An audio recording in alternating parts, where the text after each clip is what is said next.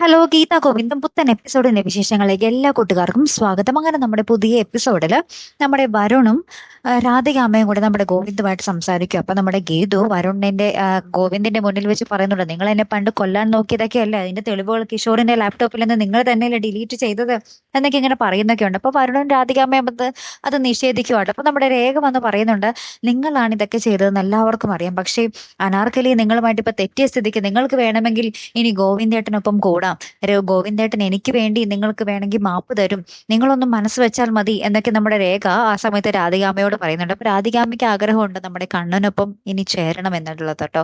പക്ഷെ വരുണിന്റെ മനസ്സിൽ അപ്പോഴും ആ ഒരു ചതി തന്നെയാട്ടോ ഉള്ളത്. പിന്നീട് നമുക്ക് കാണുവാൻ സാധിക്കും, നമ്മുടെ ഗീതവും ഗോവിന്ദും മുറിയിലേക്ക് ചെല്ലുമ്പോൾ അവിടെ മാറുകഴി ഗീതുവിന്റെ ചുരിദാറൊക്കെ ഇട്ടുകൊണ്ട് നിൽക്കുക.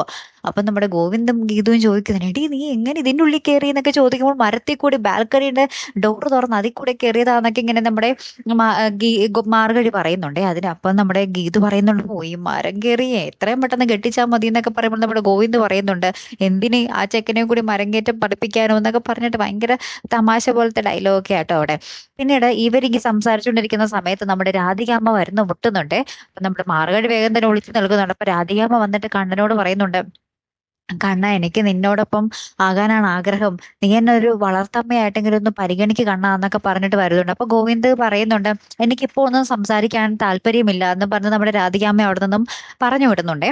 അതിന് പിന്നാലെ നമ്മുടെ അനാർക്കലിയും നമ്മുടെ സത്യദാസും തമ്മിൽ മുട്ടൻ ചർച്ചയാണ്. എന്താണ്, നമ്മുടെ അനാർക്കലിക്ക് അങ്ങോട്ട് സഹിക്കാൻ പറ്റുന്നില്ല, ഗീതു അനാർക്കലിയെ തല്ലിയല്ലോ. അപ്പൊ നമ്മുടെ അനാർക്കലി പറയുകയാണ്, ശരിക്കും രഞ്ജുവിന് മുന്നേ ഗീതുവിനെ തീർക്കണം, എന്നാലല്ലേ ഗോവിന്ദിന് കുറച്ചുകൂടെ സങ്കടം കൂടത്തുള്ളൂ എന്നൊക്കെ ഇങ്ങനെ പറയുവാട്ടോ.